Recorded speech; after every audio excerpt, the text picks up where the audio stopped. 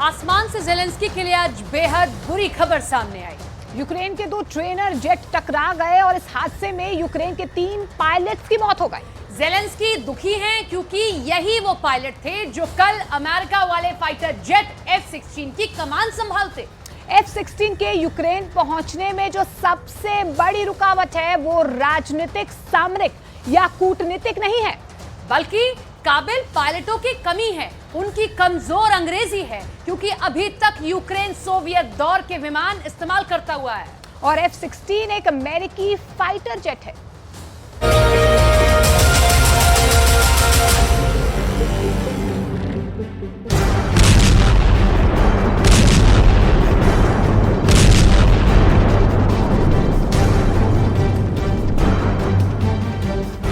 जोश के झूले पर सवार वोलोदिमीर ज़ेलेंस्की को बहुत जोर का आसमानी झटका लगा है। ड्रोन से रूस पर सैकड़ों हमले कर क्रेमलिन टू क्राइमिया को दहलाते दहलाते ज़ेलेंस्की के 3 पायलट खुद ही दुर्घटना के शिकार हो गए। इसे ग्राफिक्स के जरिए समझने की कोशिश करते हैं। इसके बाद प्लेनों के टकराने के कारणों की डिटेल रिपोर्ट आपको दिखाएंगे। यूक्रेन का पश्चिमी इलाका 2 L-39 लड़ाकू प्रशिक्षण विमान।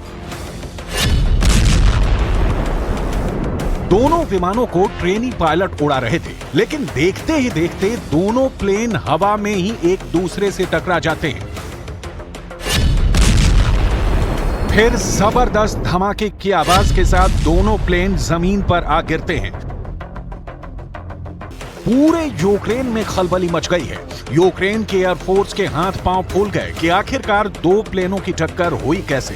फिलहाल इसका जवाब किसी के पास नहीं है, बस संवेदना के शब्द हैं, जिसे ज़ेलेंस्की ने मारे गए पायलटों के परिवार को कहे। आप भी सुनिए। Вчора у небі над Житомирщиною сталася катастрофа. 3 льотчиків загинули.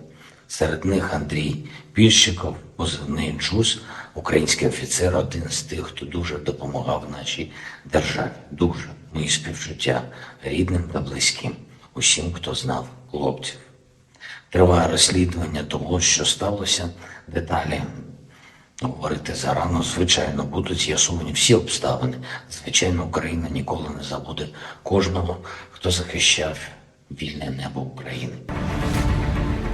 अब आते हैं उन सवालों पर जिसका जवाब नाटो की एयरफोर्स भी ढूंढ रही है। यह दुर्घटना उस वक्त हुई है जब कहा जा रहा है कि आज अगर यूक्रेन के पास ट्रेंड पायलट होते तो F-16 की डिलीवरी अब तक हो गई होती। लेकिन उसके पहले प्लेनों की टक्कर पर 4 बड़े सवाल। हवा में क्यों हुई यूक्रेन के 2 जेट फाइटर की टक्कर? क्या पायलटों की गलती से यूक्रेन ने खो दिए लड़ाकू विमान? L-39 ट्रेनी विमानों में हो गई थी तकनीकी दिक्कत या रूस के एयरफोर्स ने की थी साजिश?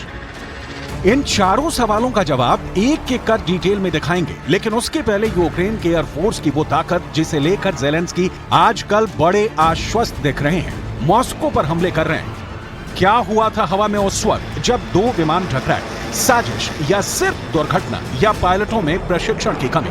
तलाशेंगे हर एक जवाब, लेकिन उसके पहले यूक्रेन की छोटी सी किंतु शक्तिशाली जेट फाइटर्स की ताकत देख लीजिए। 22 फरवरी 2022 को युद्ध की शुरुआत के वक्त यूक्रेन 70 लड़ाकू विमानों के साथ मैदान में उतरा। यूक्रेन के इन लड़ाकू विमानों में सोवियत काल का MiG-39 और Su-27 शामिल है। युद्ध के दौरान ही यूक्रेन को पोलैंड और स्लोवाकिया से 2 दर्जन के करीब MiG-39 हासिल हुए थे। लेकिन 1.5 साल के युद्ध में वो वक्त कभी नहीं आया कि यूक्रेन के लड़ाकू विमान कुछ बड़ा कर सकें, क्योंकि रूस के सामने 70 एयरक्राफ्ट्स का बेड़ा होने के बावजूद यूक्रेन एयरफोर्स की ताकत में रूस के सामने कहीं नहीं टिकता। यही वजह रही कि युद्ध में यूक्रेन ने अपने 2/3 लड़ाकू विमानों को खो दिया। मतलब यूक्रेन के पास कई लड़ाकू विमान हैं, लेकिन ज्यादातर सोवियत काल के बने हुए हैं। यूक्रेन को घातक रूसी मिसाइल और ड्रोन हमलों से बचाने में मदद करने के लिए आधुनिक लड़ाकू विमानों की जरूरत है। इसलिए यूक्रेन लंबे समय से F-16 की मांग कर रहा है, जिसकी अपडेट रिपोर्ट आपको दिखाएंगे।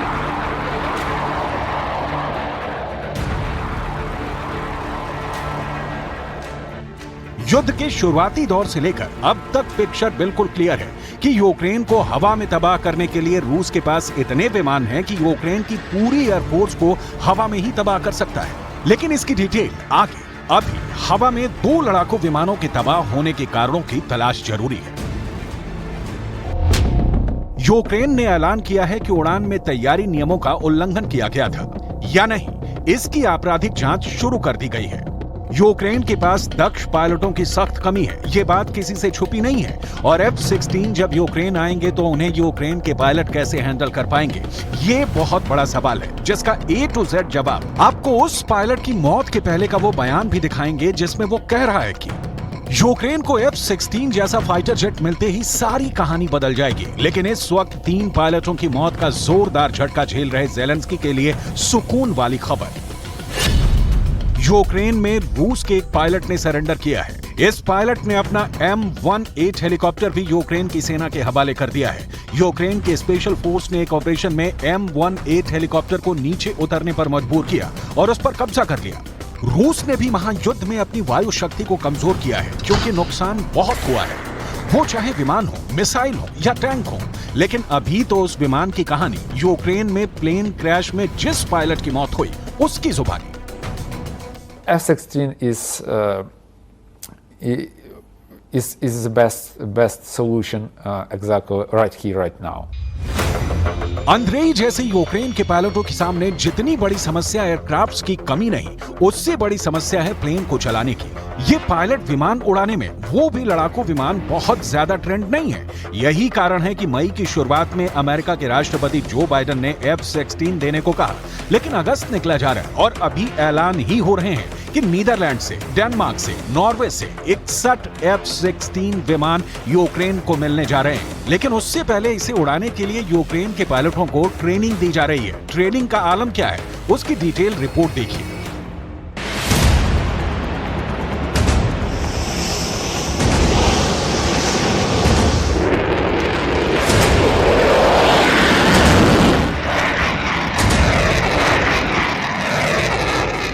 ग्यारह देशों का गठबंधन यूक्रेनी पायलट्स को F-16 उड़ाने की ट्रेनिंग देगा। लेकिन परेशानी यह है कि यूक्रेन के 32 में से सिर्फ 8 पायलट ही थोड़ी बहुत अंग्रेजी बोलने और समझने के काबिल हैं। ऐसे में अमेरिका में बने F-16 लड़ाकू विमान पर ट्रेनिंग के पहले चरण में भाग लेने के लिए इन 8 पायलटों का चयन किया गया है, जबकि 20 पायलट थोड़ी बहुत अंग्रेजी बोल पा रहे हैं।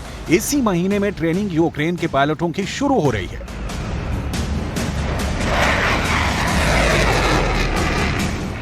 F-16 लड़ाकू विमान कैसे भूचाल ला सकता है, इसके बारे में जानने से पहले अमेरिका की वो मंशा जान लीजिए कि ज़ेलेंस्की इस फाइटर जेट से क्या क्या कर सकते हैं।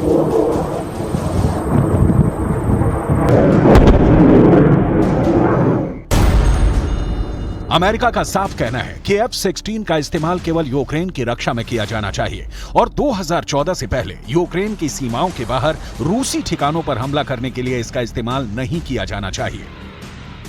तो ज़ेलेंस्की जिस F-16 को लेकर इतने जोश में दिख रहे हैं, वो F-16 आने के बाद क्या कर पाएंगे, ये देखना बेहद दिलचस्प होगा।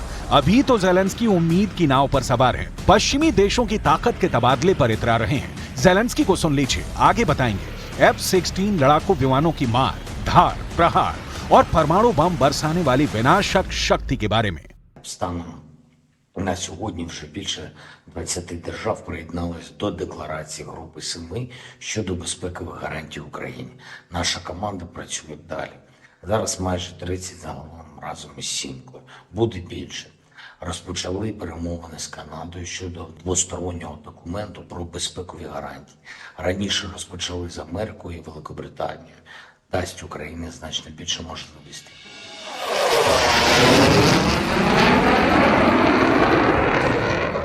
F-16 की गिनती दुनिया के सबसे भरोसेमंद और सुरक्षित लड़ाकू विमानों में होती है। इसे अमेरिकी कंपनी लॉकहेड मार्टिन ने बनाया है।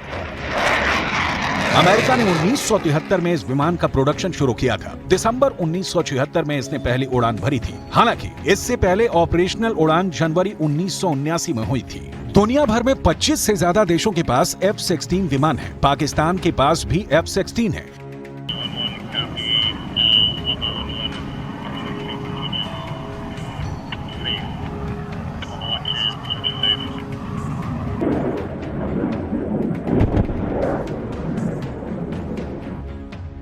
F-16 आसमान में राक्षस की तरह गरजता है, लेकिन ऐसी भी कोई बात नहीं कि पुतिन के पास इस राक्षस के प्रतिकार की ताकत नहीं है। पुतिन करारा जवाब देंगे, लेकिन ये जवाब तो तब आएगा जिस दिन यूक्रेन का कोई ट्रेंड पायलट F-16 लेकर रूस के खिलाफ हमला करेगा। भविष्य के इस सवाल का जवाब वक्त देगा। उससे पहले तो F-16 से जुड़ी हर जानकारी आपको भी जरूर रखनी चाहिए। F-16 की लंबाई 15 मीटर, चौड़ाई 9.45 मीटर और ऊंचाई 5 मीटर है। यह 15,235 किलोमीटर की ऊंचाई तक उड़ान भर सकता है। अमेरिका के इस लड़ाकू विमान का वजन 9.2 टन है। F-16 की रेंज 4200 किलोमीटर है। ये 2145 किलोमीटर प्रति घंटे की रफ्तार से उड़ सकता है। F-16 सिंगल इंजन वाला मल्टी रोल लड़ाकू विमान है, यानी ये किसी भी तरह के ऑपरेशन में काम कर सकता है। ये चौथी जनरेशन का लड़ाकू विमान है। इसमें हवा से हवा और हवा से जमीन में मार करने वाले मिसाइलों को तैनात किया जा सकता है। F-16 में लगने वाली मिसाइलों की रेंज 100 किलोमीटर है। इसके अलावा F-16 का रेडार सिस्टम 84 किलोमीटर के दायरे में 20 टारगेट को डिटेक्ट कर सकता है।